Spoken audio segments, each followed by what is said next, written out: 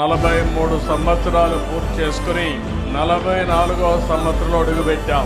ఒక మహనీయుడి యొక్క విజన్ మామూలుగా అధికారం కోసం రాలేదు. రాష్ట్రంలో జరిగే పరిస్థితులన్నీ కూడా చూసిన తర్వాత శ్రేయోభిలాషులతో మాట్లాడాలి.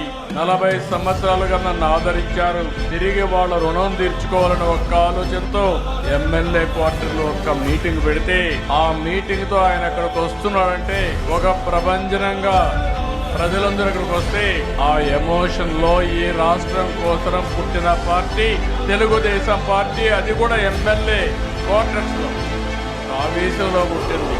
ఒక ఆదర్శం కోసం పుట్టిన పార్టీ తెలుగుదేశం పార్టీ.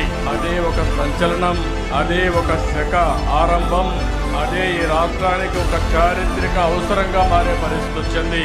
అలాంటి మహనీయుడు పెట్టిన స్ఫూర్తి మనందరిలో ఉంది.